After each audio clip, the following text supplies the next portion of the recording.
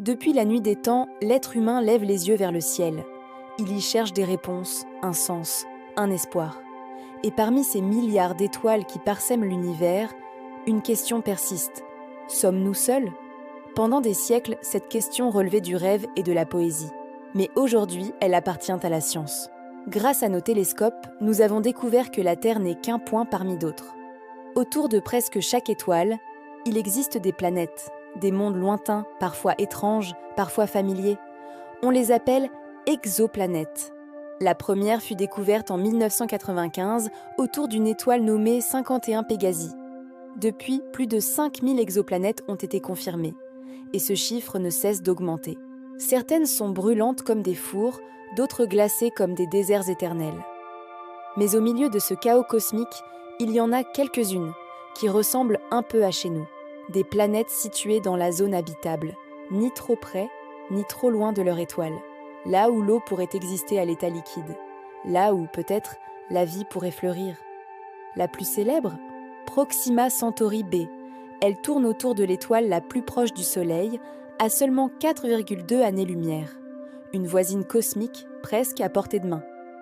Mais en réalité, même à la vitesse la plus folle jamais atteinte par une sonde humaine, il faudrait des dizaines de milliers d'années pour y arriver.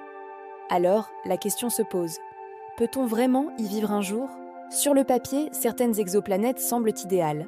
Les scientifiques ont même dressé des classements de terres potentielles. TRAPPIST, 11e, Kepler 452b, LHS 1140b. Des planètes qui, selon nos calculs, pourraient abriter des océans, des nuages, peut-être même des formes de vie simples. Mais la réalité est plus complexe, car vivre ailleurs ne dépend pas que de la température. Il faut aussi une atmosphère respirable, un champ magnétique protecteur, une gravité compatible avec le corps humain, et surtout un moyen d'y aller. Pour l'instant, nous n'avons exploré que notre propre système solaire. Mars reste notre meilleure candidate à court terme.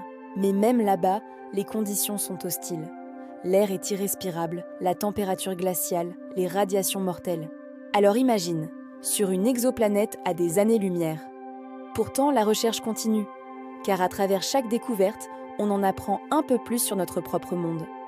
Comprendre pourquoi certaines planètes sont désertes ou hostiles, c'est aussi comprendre pourquoi la Terre, elle, est si rare, si précieuse.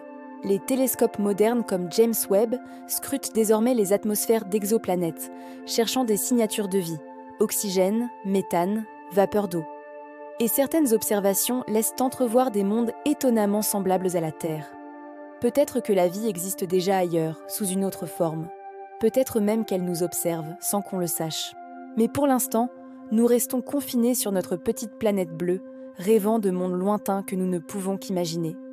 Et si le but n'était pas de fuir la Terre, mais de comprendre à quel point elle est exceptionnelle ?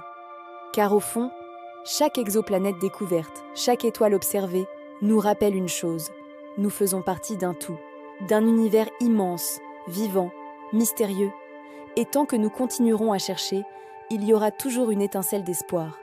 Peut-être qu'un jour, quelque part, une autre civilisation lèvera les yeux vers le ciel et se demandera elle aussi, sommes-nous seuls ?